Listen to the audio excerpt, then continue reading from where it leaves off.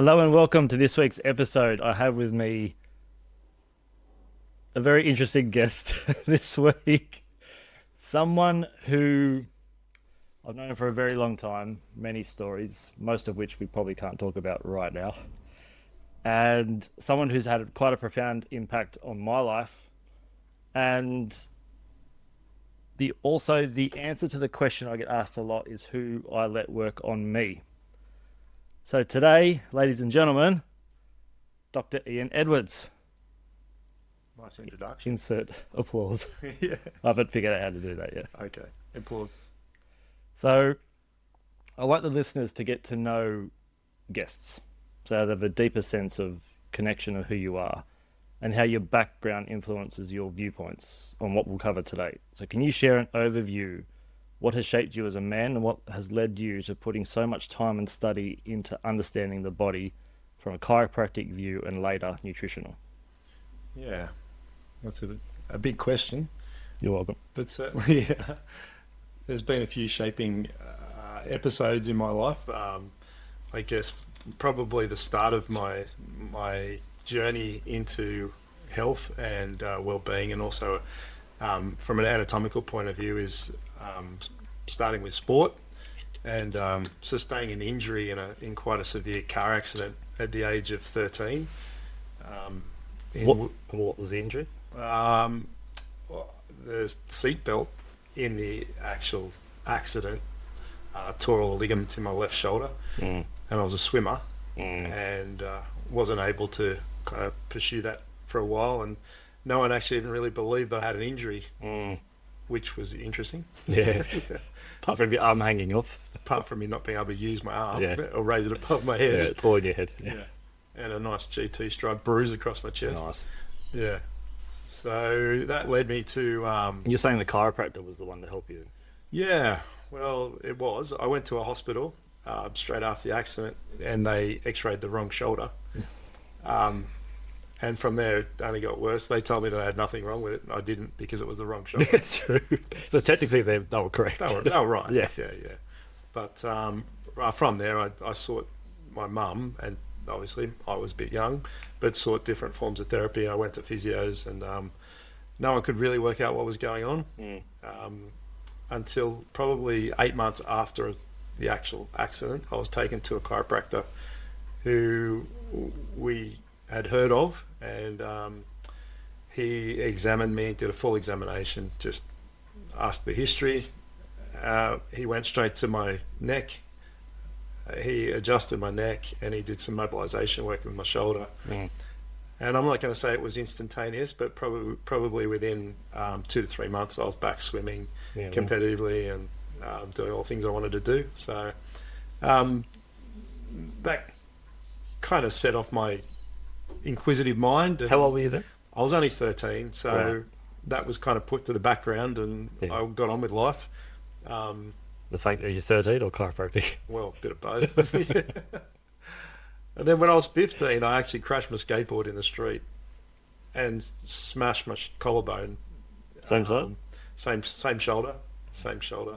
After 6 weeks in a back brace and recovery, I just went straight to the chiropractor. That was then my go-to. Yeah.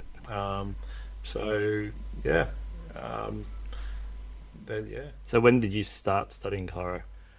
Well, I went straight from school, and I didn't really know what I actually was going to do PE teaching. So I cannot see you doing that. no, I would have died. Went to University of Wollongong, did 1 year of Bachelor of Science with the objective of kind of getting into that, but not really sure of what I was doing. But I was actually still seeing the same chiropractor, and he made the suggestion. He goes, "Why don't you have a look at chiropractic?" So that again took me back to my childhood, and I transferred universities to New South Wales University, where I studied a Bachelor of Science with a major in human anatomy and physiology. And from there, I got into the master's program of chiropractic. So so that was straight out of school, really. Yeah. What century was that? That was last century. Last year. Yeah, last century. When Captain Cook arrived. Yeah. Yeah. about then. So many directions. Yeah. So many directions. Yeah. So it's clear to me from my own studies of the body that medical doctors and most chiropractors and osteos had much more conscious awareness of the connection between the insides of the body and the outside of the body up until about 1950.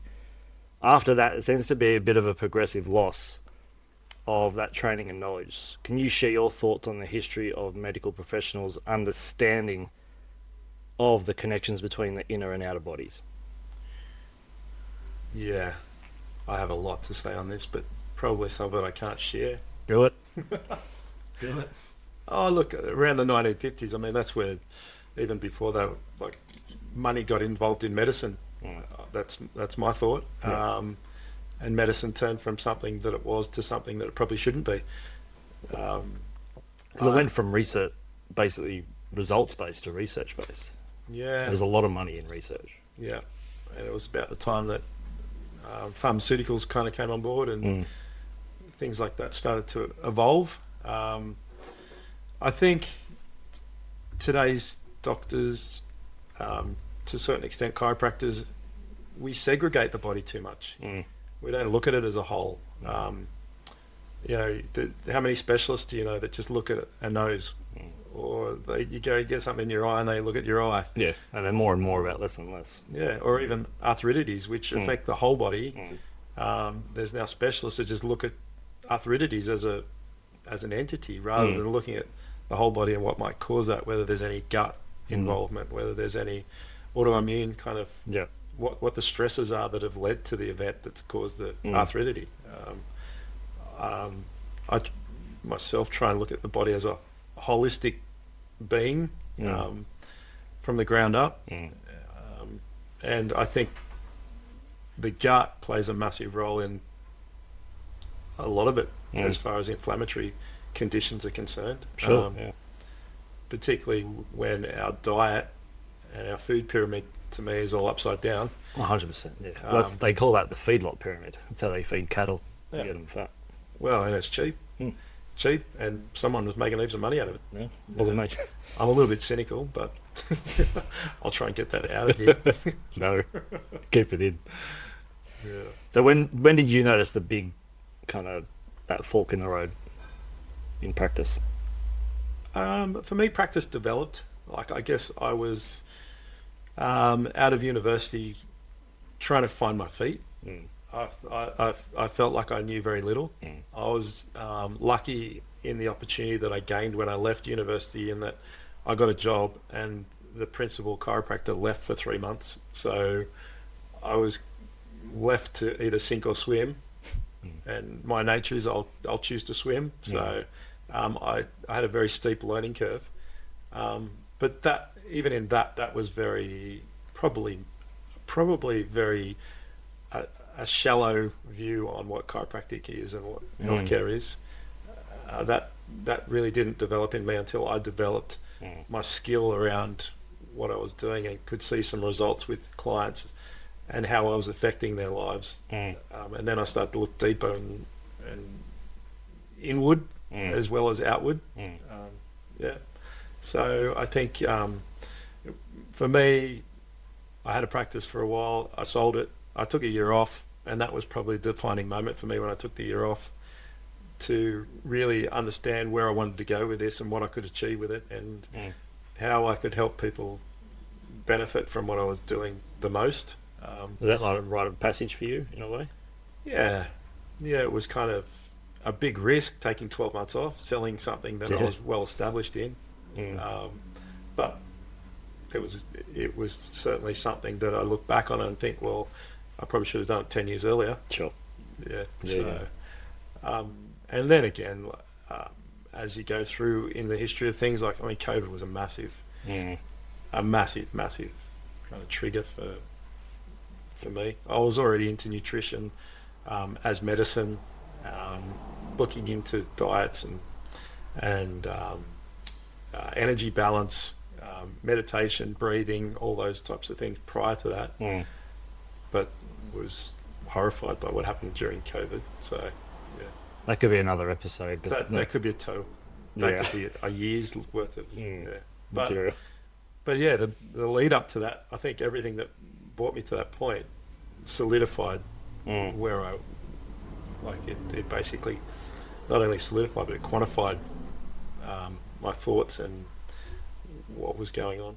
Is there, in the chiropractic education today, has it differed since you went to school?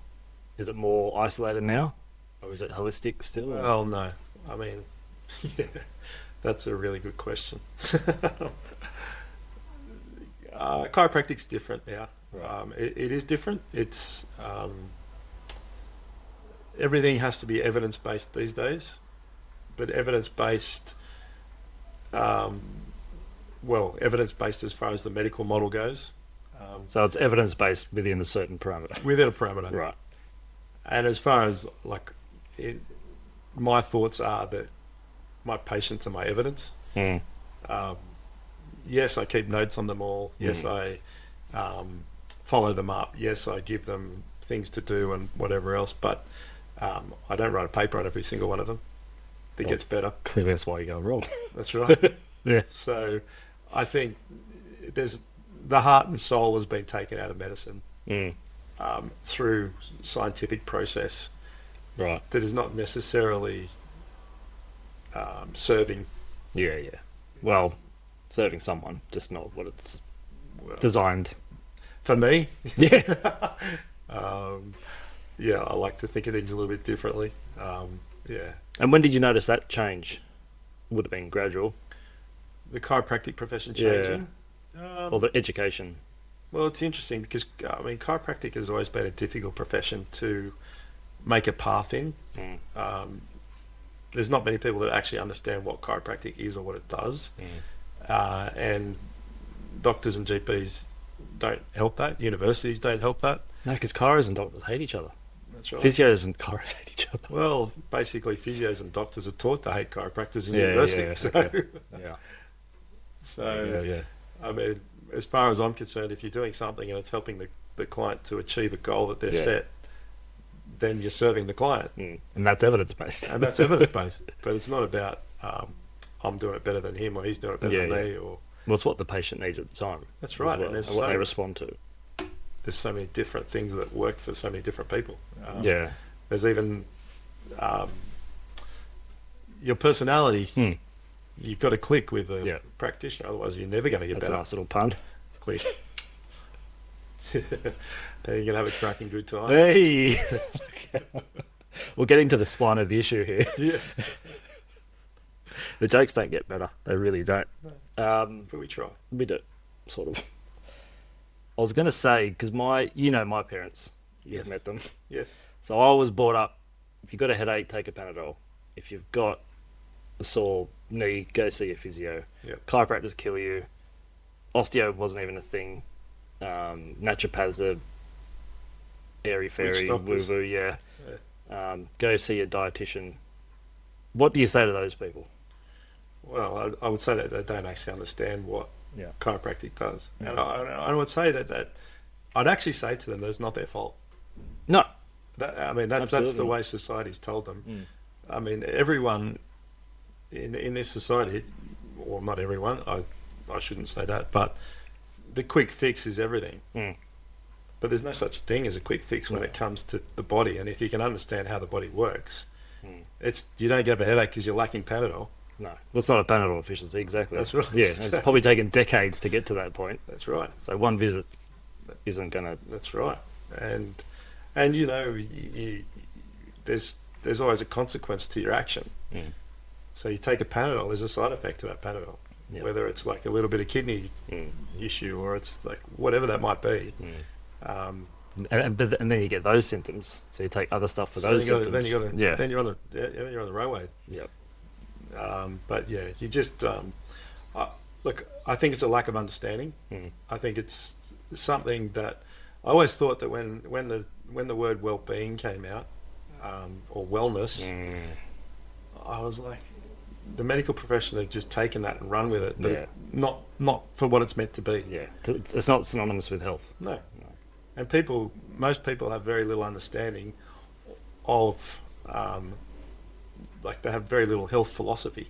So they don't actually, like, they're quite happy to save up and buy a car, or they're quite happy to set a goal that I'm going to buy a house.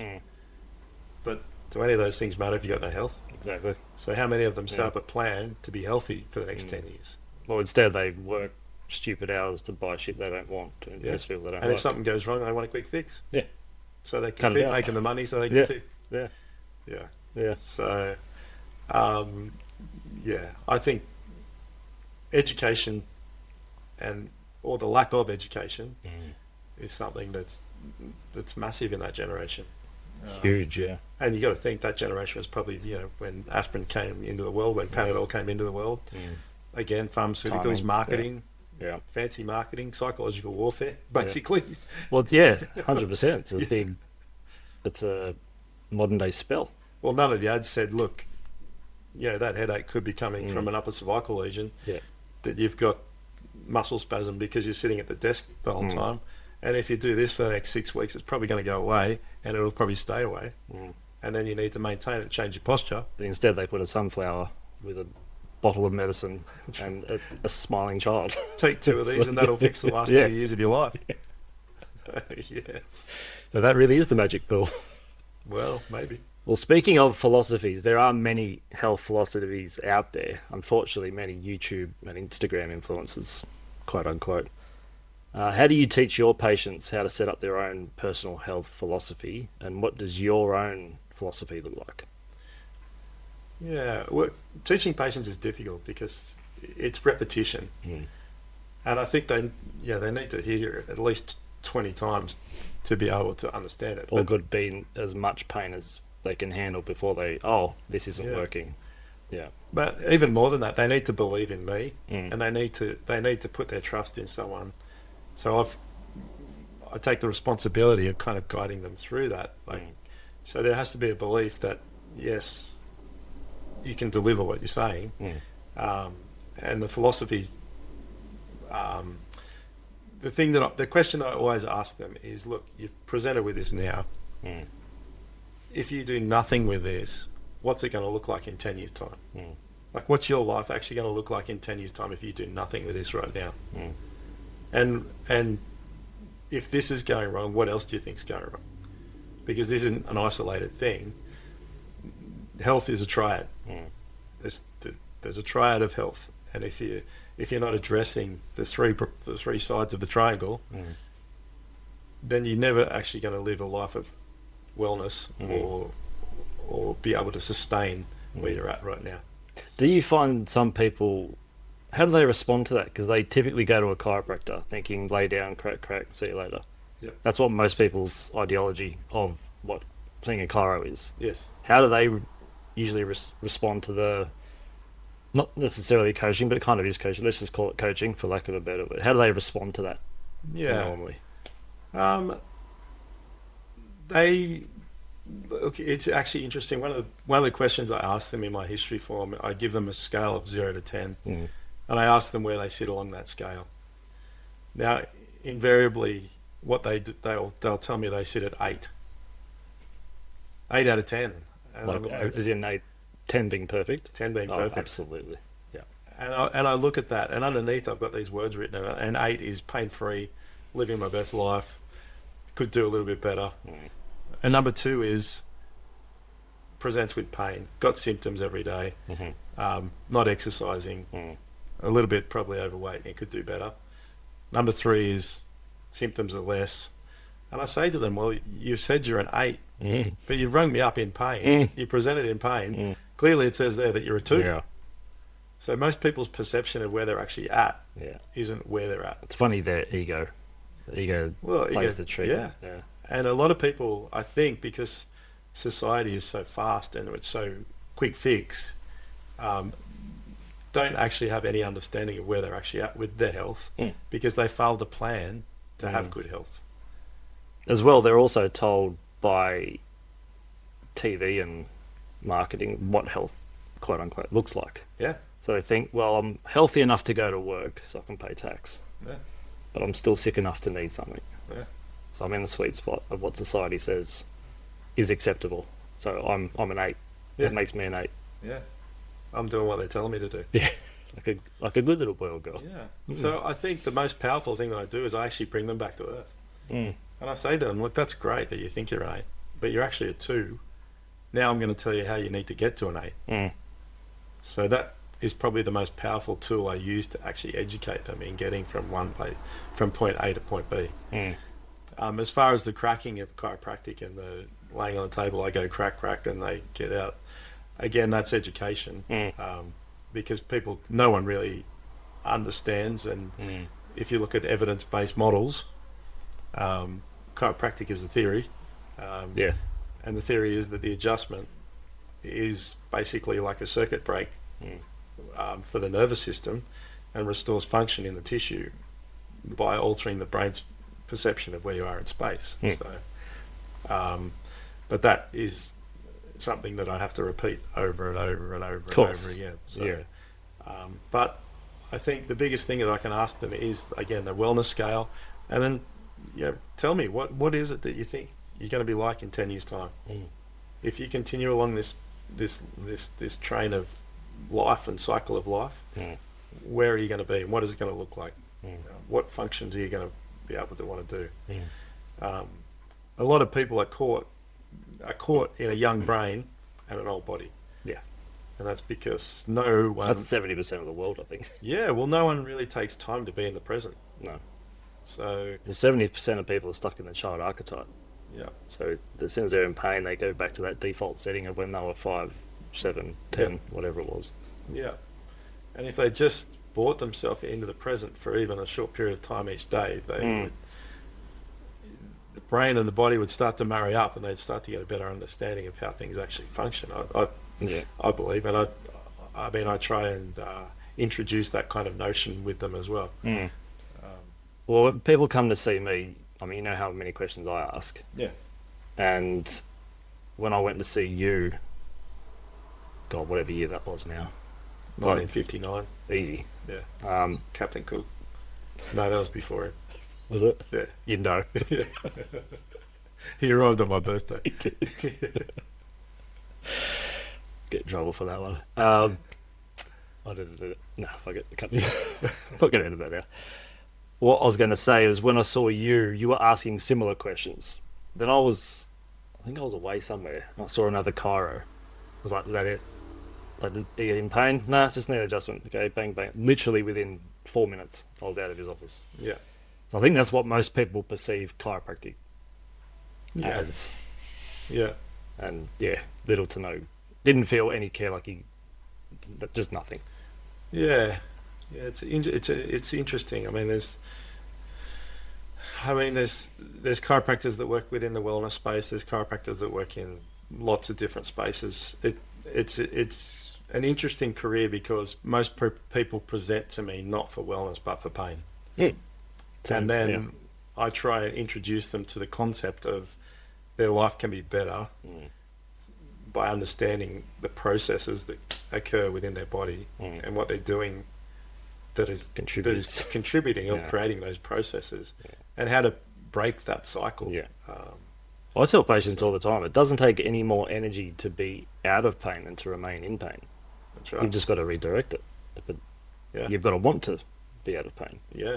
And some people don't know who they are without the pain. Yeah. So you correct the pain, and then they don't know who they are, so they go into a crisis, and then... Yeah, well, that's them coming into themselves. I mean, yeah, definitely. I mean, I've just recently started doing some gym work, which has been an interesting concept for me. But, and it was even that, like, every day I learn something, but it was a bit of an awakening that, I'm on my feet all day. I'm working with clients all day. I do things in a similar way all day. And then I went to the gym and I started to do things bilaterally and movement patterns in different ways and shapes. And within like 2 weeks, I felt so much better because my body was doing things doing something different. I was creating new pathways, and in doing that, I was creating less stress in my body. Yeah. Well, you've also created more capacity to buffer anything as well. More resilience. Yeah. So you've gone full beast mode. Yeah, I can lift about 5 kilos with my No, so that was better than last time I saw you. old chicken wings. Uh, So this, speak about this however you want. The Hippocratic oath that all medical professionals swear is first do no harm. Yet many medical professionals today recommended and sometimes insist on all kinds of vaccines, many barely trialed, medications, supplements. I'm not saying there's not a place out there for that, but when did healthcare stop being about food slash nutrition? And what are some tips you can give to use that as preventative medicine? oh boy, I deregistered. Oh, look, that's a good question. Look, That's the answer there. That's all we I think need. that doctors, or most doctors are in it in their head for the right reasons. Yeah, I would agree with that. I think the Hippocratic Oath is about intention, Mm. and I suspect that most people that get into healthcare have the right intention. Mm-hmm. Um, I I really think that some of it is a little bit misguided and misled, but that's my opinion. Would you say it's swayed Well, or money can always buy you influenced? happiness, Yes, can't it? absolutely. Yes. Um, and unfortunately, in this world, like everything's driven by the dollar, Mm. and like And status. it makes me think about the gut, the heart, and the head connection, Mm. and if people were actually in tune with that and lived in with that intuition of the gut brain and the heart brain Mm. and the brain, So the biological oscillators. yeah, Yeah. if people were more in tune with that, it wouldn't probably be such a factor. Mm. But the next shiny thing comes along and Sure. away you go. But I think most people in healthcare have the intention to help people. Mm. I obviously can't speak for everyone, but Mm. that's what I think. I think nutrition plays a massive role and is really underrated. I think it's very difficult to find good food. Because 100 years ago, that was considered sort of medicine. Yeah, yeah, and it should be. Mm. I mean, Well, it is. that's what it is. But it's how hard is it to find good Mm. food that hasn't been tampered with? Yeah. Like how hard is it to find food that hasn't been sprayed with pesticides and you consume these forever chemicals whilst you're eating your blueberries? Yeah. Yeah. Like it's really sad. Mm. And then to actually eat good food costs you twice as much, or Mm. that's the thing. It also gives people a bit of a false sense when they're eating food from supermarkets and things like that because it's not seasonal. Mm. So Yeah. we're seasonal beings. We go through cycles, Mm. and the cycles of life are important. Yeah. But when nutrition and the food industry comes in and puts food colorings and everything and preservatives and gluten and everything else that's in it, Yeah. it's really difficult to find good food and to have a diet that doesn't consist of any of those things. Yeah. I did a lecture about 15 years ago, and I was doing research into food manufacturing. And the research that I found, that was 15 in the food manufacturing sector, was 1,500 scientists. 75 are independently funded. Oh wow! So they're the people making the decisions on what goes into the supermarket that you put in your body. Wow! You've only got to look at who owns Nestle and who Yeah. owns these companies, and yeah, They're Right. buying up everything, aren't they? yeah. So, and what's it about? Is it about the shareholder? Is it about healthy population? I think we know the answer to that, don't we? They don't care about a healthy population. Well, if you've got a healthy population, then you can't control them. And I mean, think about a business model.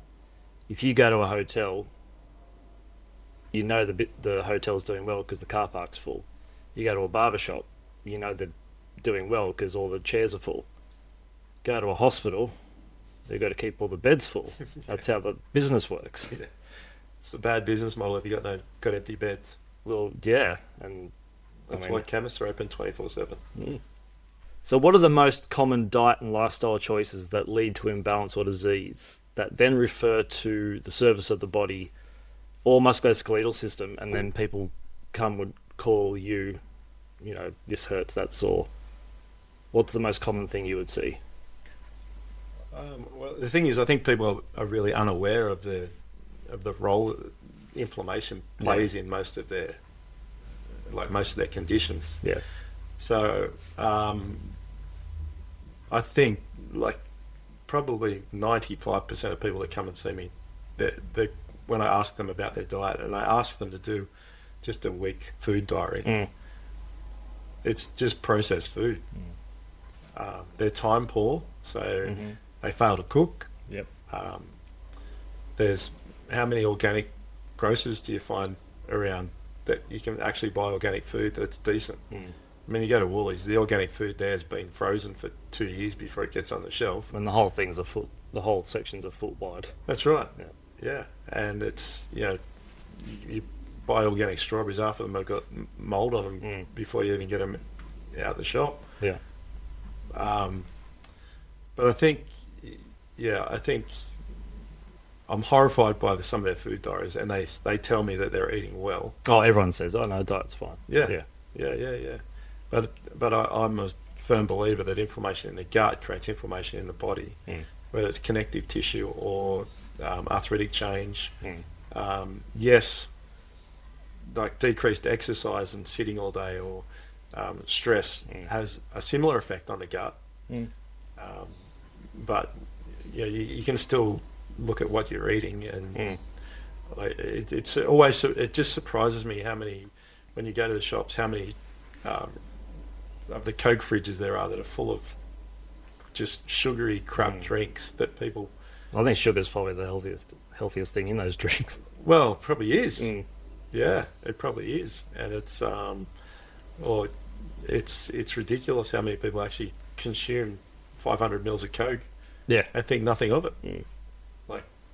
It'd be interesting if everyone, maybe for a week, I should get 10 blood sugar meters and put them on people for a week and monitor what their consumption's like, because they have no idea what their blood sugar's doing. No, it's all over the place. Amazing thing that I see with patients, and they try to convince me because they've been convinced that something like Gatorade that probably glows in the dark, full of caffeine and full of sugar, if not worse things. And such a natural colour. 100%. Bright blue occurs everywhere in nature. That's right. They say, oh no, but this hydrates me more than water. Yeah, right. But they know it and believe it with full conviction. Yeah. So let's be devil's advocate. Bit of placebo, sure. Yeah. But physiologically, it's just a sugar hit. Yeah. And then there are, of course, overuse injuries which produce inflammation. But then the healing of that depends on the systemic regulation. Yeah. And that can only be fueled by the materials you've got on board. Yeah. But people never put that together. No. And that's when you're I've actually got a patient at the moment. She's 92. And she's the fittest, healthiest 92-year-old I've ever seen. And she's run around. She was in Newcastle on the weekend. She's got 5 great grandchildren up there. Wow. And she catches the train up there to go and see them. Catches the train back. She gets on my table and she, "Oh, how you going, Betty?" Good. I'm all good. I said, "What's your secret?" She goes, "Diet." Yeah. People overeat. Yeah. They eat when they're stressed. They eat at bad times of the day. There's so much research to say if you can shorten your food window, even some fasting, but if you shorten your food window, then your blood sugar is going to balance out a lot quicker. But it's so common, and then you're looking at foods a lot of the time that they eat that are cooked in unnatural oils, like Mm. bad oils, like sunflower oil, Mm. canola oil, and Mm. like just rancid stuff that you should be putting in your car. Yeah. Um, that's what society runs on. But try and tell them otherwise. It's really difficult. Yeah. But I think there's a real push. I think there is a real push, and there's a lot of people becoming more aware. But it's Yeah, I agree. It is slowly changing direction, and there's a big, I don't know, in the vibe. It just feels like a lot of stuff's unveiling, yeah, and a lot of people don't know what to do with it. Right. And for them, it's the choice point in the road where, okay, do I take responsibility for what I'm doing to myself and maybe family, or do I just keep running blind because the doctor told me this when I was younger? We're unconsciously conditioned to see them as, yeah, mummy, daddy, God yeah. figures. Interestingly, I did research in behavioral something about 1,000,000 years ago, and you know why doctors wear white coats? No, Because shamans used to wear white coats yeah, right. to symbolize spirits. Ah, So there you go. there you go. You Yeah, can right. you can sleep now, I can. knowing that. You're I welcome. can.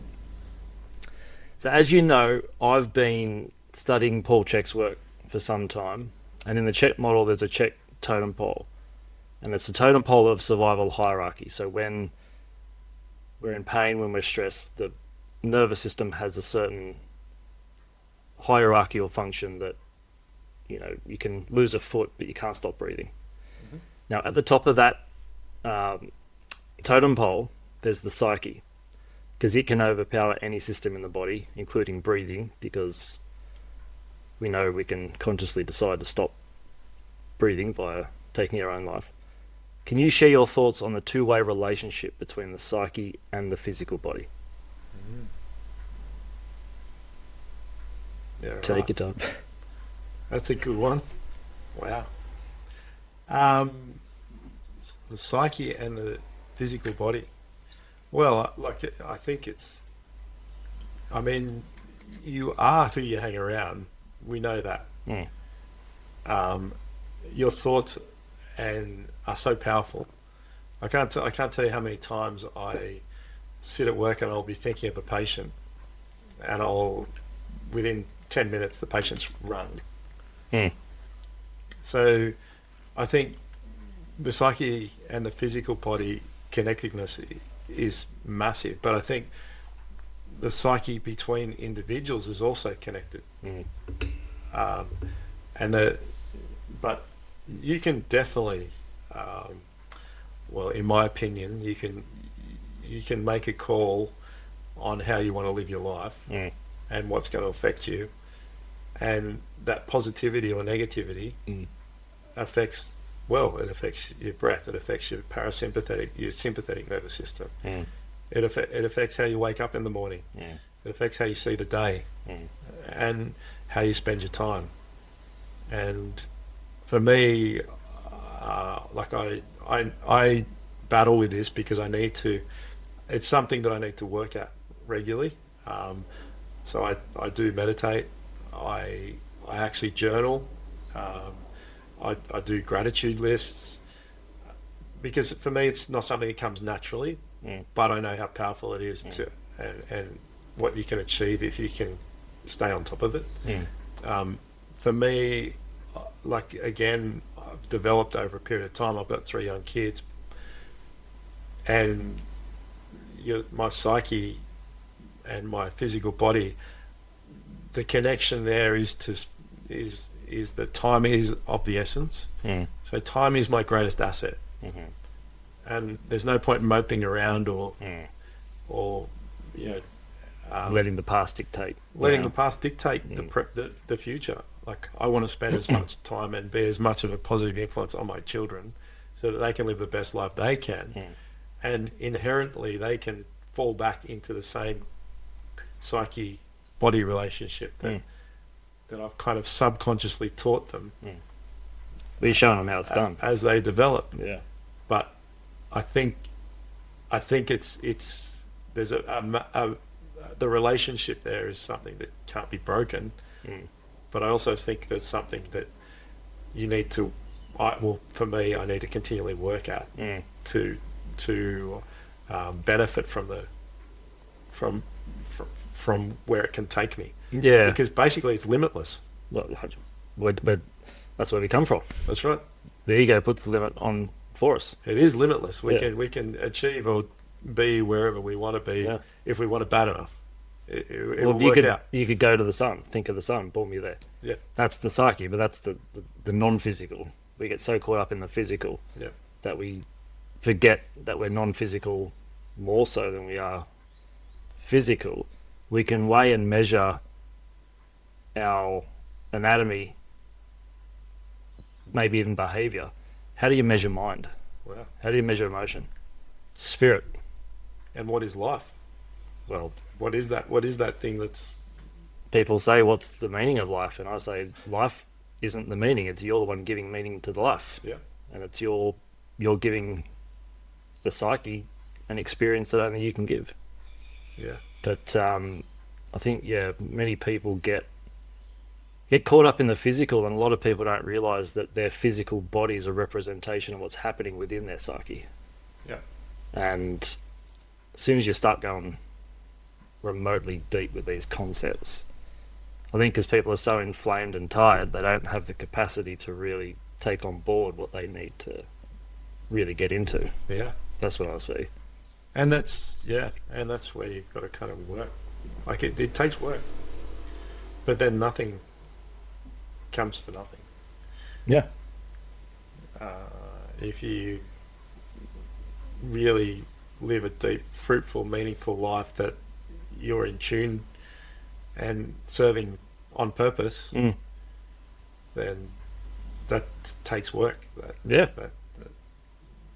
I think just simply owning it is probably half the work for a lot of people. Like if you're sabotaging your own life, consciously or not, at least just own it. Yeah. Yeah. Then you can move on. Yeah. And then at some point you see, well, okay, I'm sabotaging. I want to lose weight, as an example, but I keep eating McDonald's. At some point it clicks, and what the fuck am I doing this for? And that's when next gear comes in. Yeah. So in my studies of, studying Carl Jung, Carolyn Myss, Ra Contact, and a host of other mystical teachings, they all say essentially time is a man-made concept, and our culture embeds in us to keep worrying about the future, or they say let the past go, but the past dictates the future, which is confusing. From your studies and experiences, what has that done to our perception of time, and how does that relate to present day consciousness? Yeah. Well, I've looked at Ra as well, and I've also I enjoy diving into this concept of why we're here, what that means, what is time. But yeah, look, I think again, present time consciousness is something that you really need to find the space in your day to find. Because everything's on a deadline. Like you start work at 9, you finish at 5. Like you've got in the back of your head, you got all these things. You got a kid's birthday party that weekend, or whatever it might be. Everything's got to be done by X. Yes. So you actually have to take the time to find the time, the present time. And it's about time. Yeah. Well, I mean, the future's gone. The future's not guaranteed. The past is gone. So all you've got is right now. And that's where I've looked to my meditation. That brings me back to my center, back to the present. And it's as simple as sitting in a room for 10 minutes and just looking at an orange. That's right. For a minute and just focus on your breath. Or, whatever that might be for whoever it might be. But yeah, the concept of present time consciousness is a powerful thing. And I think if people could draw into that or get into that, it makes for better decisions. Oh, yeah. Well, because it's coming from a place of clarity and not fear. Yeah. And having to do this by this time. I know Ra talks about time itself as a paradox, because what we conceive, how our minds work in this current form, we can't really comprehend the actual what time is, because it's all happening now. And do you know who Dolores Cannon is? No.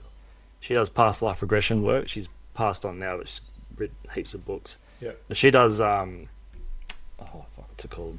Past life thing. That therapy. Hypnotherapy, but connecting to your past life. Okay. And all of her patients say the same thing. No, this is happening right now. Yeah. And what they were saying, as you perceive time is linear, but you go beyond that and it's all really happening now. You're just tapping into certain parts of yourself. So no matter how you slice it, it is really happening now. Yeah. Well.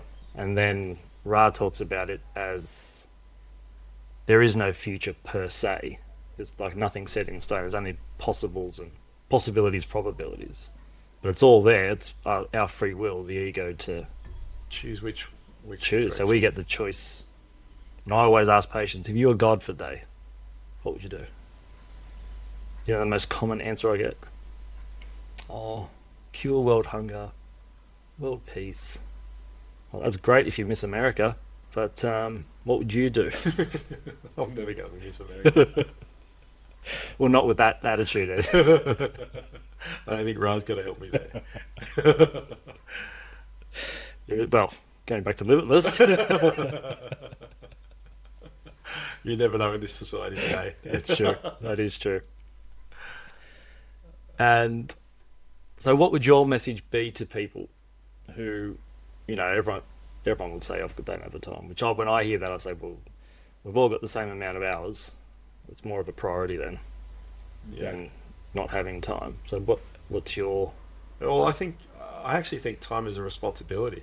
Mm. Like you've got a responsibility That's good, I think. to time. Mm. So, and no one wants to take responsibility for anything these days. So I think that's where you kind of need to step up. Mm.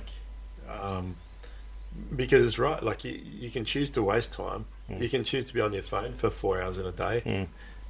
You can choose to watch the news. Like God knows why, but they're choices that you make. Yeah. And then you have a responsibility because you've just wasted half an hour of your life, future, whatever that might be. I couldn't do my exercises last night because I was watching maths. Yeah.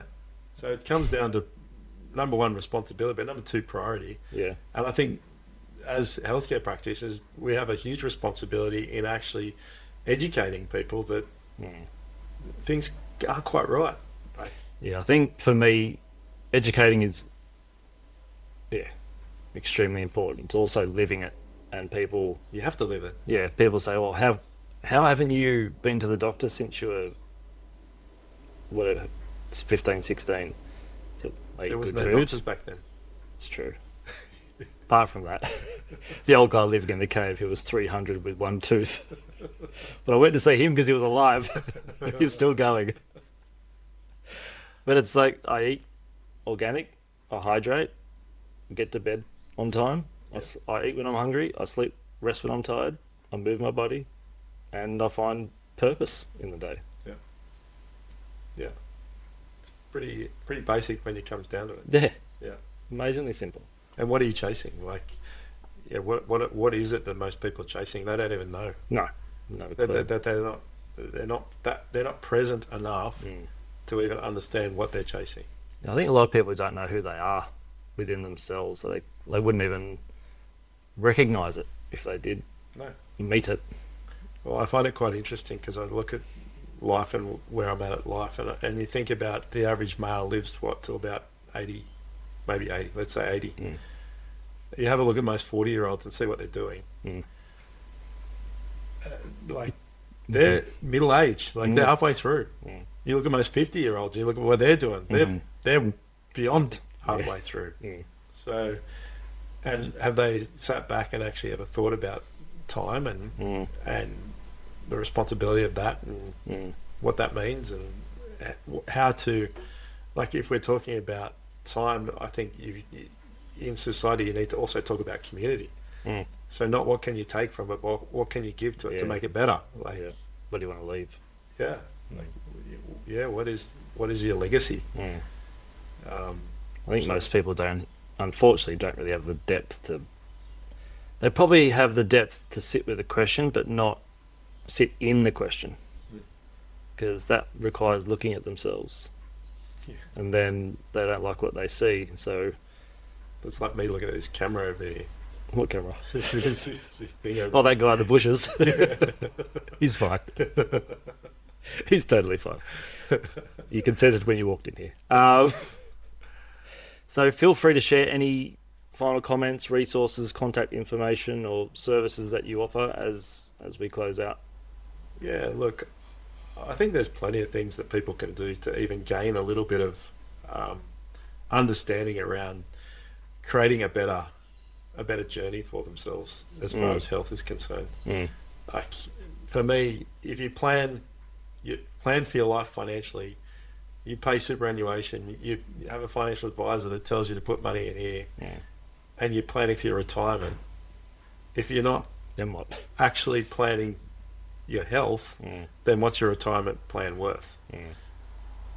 So I think that there needs to be, like I said, educators around that. Then there's plenty of places that you can go and find books on meaning.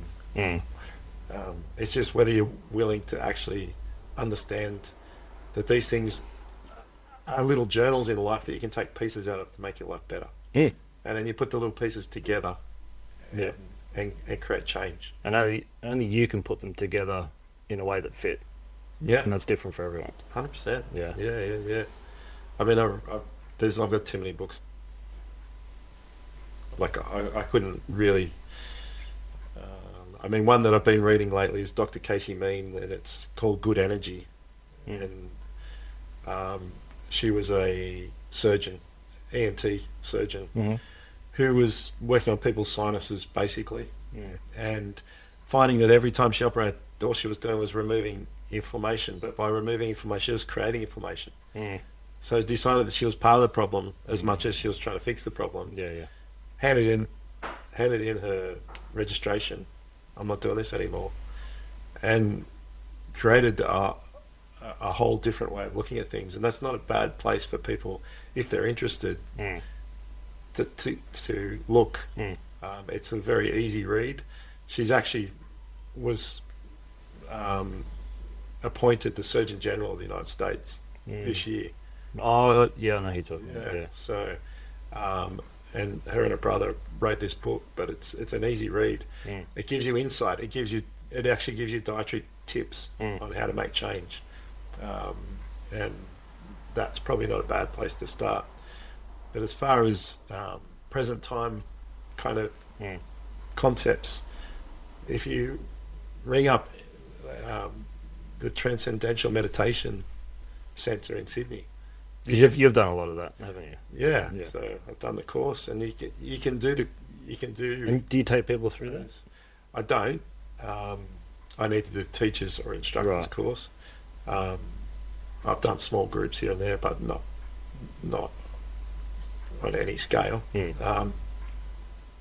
But there's lots of resources around if you're willing to take some responsibility and look. Yeah. I mean, my services, I basically do. I'm a chiropractor. I try and inform people. I think more than being a chiropractor, I also try and educate people. And I'd like to try and educate people that there is probably a better way. And there's no need to rely on someone else for your health. If you take small steps of responsibility, you can change things really quickly. But I think having like your little team around you helps as well. Like have a chiro, have someone over there, someone to chat to, or have a buddy that's on the same journey. Yeah, absolutely. Yeah, and and if you need help, seek it out. Yeah. So I'm in Miranda. Unwind Health. That's my company. Yep. My practice. I've been doing it for 30 years, so Getting good at it. I still learn every day. Still learning things every day. Yeah, you do. Yeah. The power of touch is amazing. It's healing just in itself. But yeah, www.unwindhealth.com.au. That's our website. So And as I've said to people, when people work on you, you know immediately whether they know what they're doing or not. And last time I got a remedial massage, I couldn't walk for 3 days. But you can't turn that part of your brain off to, oh yeah, I'll do that different. Or, yeah. And then, I get asked a lot who I let treat me, and Ian, I would let treat me. So, check him out. Well, thank you, Ian. thank you. We'll be back next week with some more fun. Nice to be here. See you then. See ya.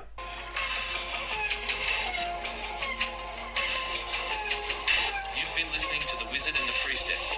Thanks for stopping by. Stay connected and be open.